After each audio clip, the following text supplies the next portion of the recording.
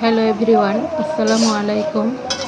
তো এই তো আজকে রাতে আমি রান্না করছি। তো রাতের জন্য যা যা রান্না করছি সবই একটু শর্টস আকারে আপনাদের সাথে শেয়ার করলাম। তো আজকে রাতে আমি রান্না করছি মুরগির মাংস ভুনা করব, আর চাপা শুটকির বড়া বানাবো, আর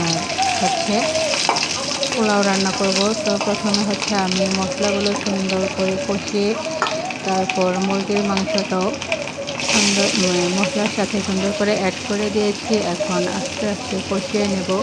আর অপর চুলাতে আমি শুটকি যে বড়াটা চাপা শুটকি দিয়ে যে বড়াটা তৈরি করব, তো সেটার জন্য আমি পুরটা রেডি করে নিচ্ছি।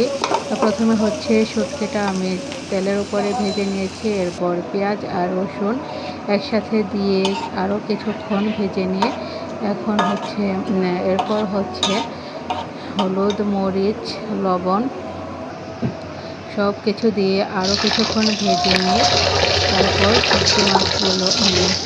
শুটকি আর পেঁয়াজ রসুনগুলো আমি একসাথে কষিয়ে নিচ্ছি। আর এখানে পোলাও রান্না করব, তো সেই জন্য আমি চালগুলো সুন্দর করে ধুয়ে নিয়েছি। আর এই তো এদিক দিয়ে আমার মুরগির মাংসটা কষিয়ে নেওয়া শেষ। এখন ঝোলের পানিটা আমি অ্যাড করে দিয়েছি। তো ঝোলের পানিটা অ্যাড করে আমি মাংসগুলো সুন্দর করে পানির সাথে ঝোলের সাথে অ্যাড করে দিয়েছি। এখন ফুল আঁচে রান্না করে নেব। আর এই তো এখানে আমার যে শুটকির বড়া বানাবো, তো সেটার পুরটা রেডি হয়ে গেছে। এখন লাউ পাতাগুলো আমি চুলাতে দিয়ে একটু ভাপিয়ে নিচ্ছি। আর এখানে আমি পোলাওটাও বসিয়ে দিয়েছি। আর এই তো আমি লাউ পাতার ভিতরে শুটকির পুরটা দিয়ে সুন্দর করে এখন চুলাতে ভেজে নিচ্ছি।